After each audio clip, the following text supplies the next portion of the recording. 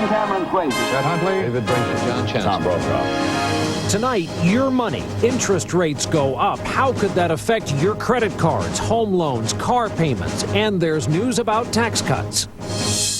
Changing tactics in the war on terrorism. Why Al-Qaeda videos like this one are creating new worries for the U.S. and Afghanistan. The new trend toward green tea. If you drink it for your health or know someone who does, there's something you should know.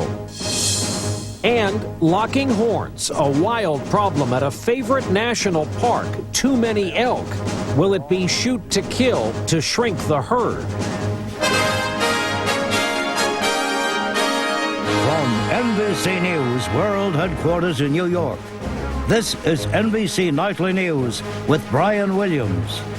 Good evening. A small group of people who most Americans will never know and wouldn't recognize today issued a decision that could be felt in every American home. Today, the Federal Reserve lifted interest rates for the 16th straight time. The hike was a quarter point to 5%. That's the highest level in 5 years now. And now Americans may have to adjust as those popular adjustable rate mortgages start to reflect this change, along with car loans and credit cards. The question mark here is the future, even though the present state of the economy looks strong. We start off here tonight with NBC News Chief Financial Correspondent Ann Thompson. Those sky-high gas prices that have drivers fuming from coast to coast have now caught the attention of the Federal Reserve. Today it said the economy is strong, but worries that escalating energy prices, as well as the rising cost of commodities such as gold and silver, could add to inflation pressures.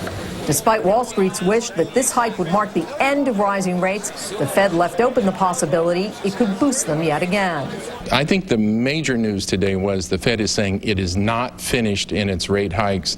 It's unsure about what it's going to do in the month of June with regard to policy. Whether it pauses or keeps going, the Fed's rate hike campaign is already rippling through America's neighborhoods, ratcheting up the financial pressure on homeowners with home equity loans.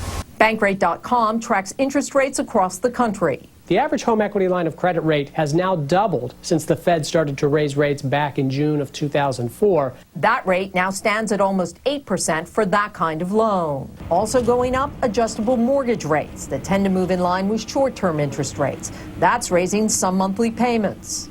For example, a $200,000 loan taken 3 years ago at an adjustable rate could now easily carry a payment that's $400 a month higher than when the loan was initiated. So what's a borrower to do? Bill Toth is a real estate broker in Los Angeles. My advice to the clients is to look for a 5 or 7 year adjustable rate mortgage. You'll be stabilized for the first 5 to 7 years. You'll be able to grow the income, grow the family, and you'll be able to afford to buy a house. For savers, after years of measly returns, these rate hikes are good news, helping to grow their nest eggs while potentially making their biggest investment, the American home, more expensive.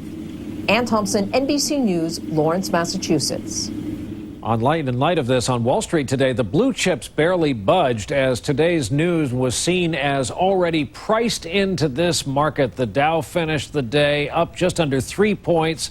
NASDAQ lost 17.5 points on the day. Now to Capitol Hill and a bill to extend tax cuts for investors and create a temporary fix for the alternative minimum tax. Republicans say the tax cuts are helping the economy, but Democrats argue most of the benefits go to the wealthiest Americans. Joining us tonight from Capitol Hill, NBC's Chip Reid. Chip, good evening. Well, good evening, Brian. Late today, a sharply divided House of Representatives passed that tax cut bill by a vote of 244 to 185. With much of their agenda mired in gridlock, House It adds about $70 billion to the deficit. But now that it's passed the House, it goes to the Senate. Republicans in the Senate say they have the votes to pass it. If they're right, it will then go to the president for his signature. Brian? Thanks, Chip. Chip Reid on Capitol Hill for us tonight. The Secret Service today turned over its computer records of convicted lobbyist Jack Abramoff's White House visits.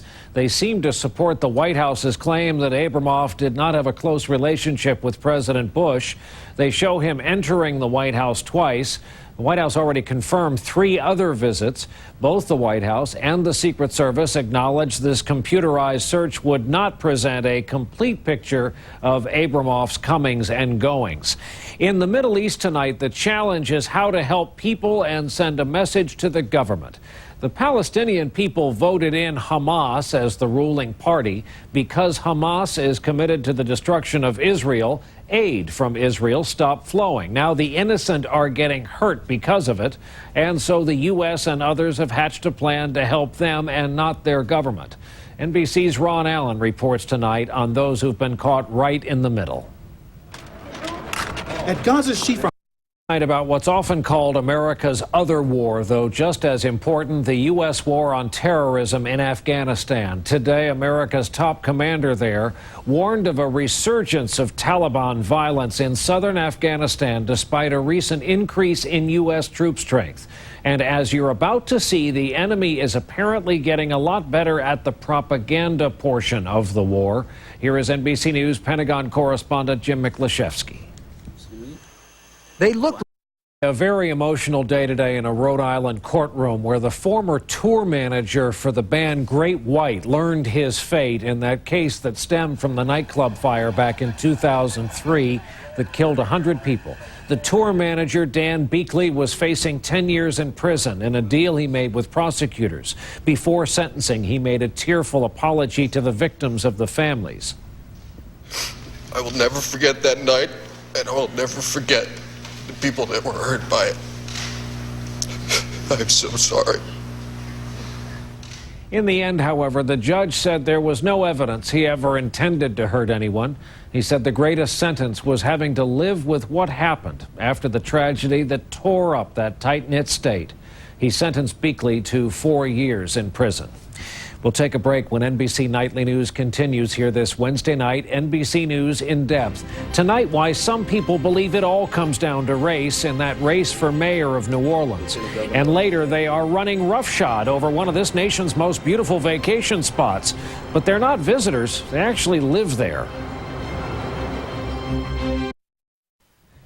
We're back with NBC News in depth tonight. The race for mayor in New Orleans that some people say is all about race. With 10 days to go now, both candidates are dealing with it in a city still suffering badly from Katrina, which hit the black community there especially hard. In depth tonight, our reporting from NBC's Mike Taibbi. You hear it in the TV ads. This is not as a chocolate city. It's the way God wants it to be. Landrew says black and white. NBC News, New Orleans. We'll take another break when Nightly News continues here in just a moment. Are you among the millions who drink green tea for your health? Well, the feds have something to say.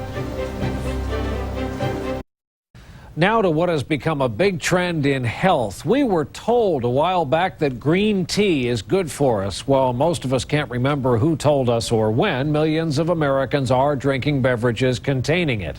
It turns out mice benefited from it in studies. Where humans are concerned, the news wasn't as clear. Here is our chief science correspondent, Robert Bazell. Green tea is an ancient elixir, celebrated in Today, the folks who are in the business of tucking away parts of our country so they can be enjoyed for centuries to come put out their annual list of American treasures that need saving. Among the 11 places singled out today by the National Trust for Historic Preservation, the historic neighborhoods of New Orleans. 30,000 structures in all in the city where people of color could walk freely before the Civil War. The city that gave us jazz and mixes French, Caribbean, African, and American. The Trust says Katrina has put all that at risk now. There's also a staircase on the list. It's the only surviving above-ground remnant of the original World Trade Center. The Vesey Street staircase has been dubbed the Survivor's Staircase because it was an escape route and it saved lives on 9/11. Now it is endangered by the construction of a new office building in New York. By the way, you can view the entire list of endangered sites on our website. That is nightly.msnbc.com. When we continue here tonight, when nature has to be destroyed because of what it is destroying, it's a debate in one national park. machine. Sprint, Saturday, 3 Eastern. Tonight, we close the broadcast by dropping in on the Rocky Mountain National Park and an emotional debate already in progress. It's about a majestic animal, the elk, specifically way too many elk. Nature is out of balance. The fight is over the solution. Does it have to mean killing a living thing? Our report from NBC's Kevin Tibbles. In Rocky Mountain National Park, the only thing more popular than the breathtaking scenery, NBC News, Rocky Mountain National Park. That's our broadcast for this Wednesday night. Thank you for being with us. I'm Brian Williams. We'll look for you right back here tomorrow evening. Good night.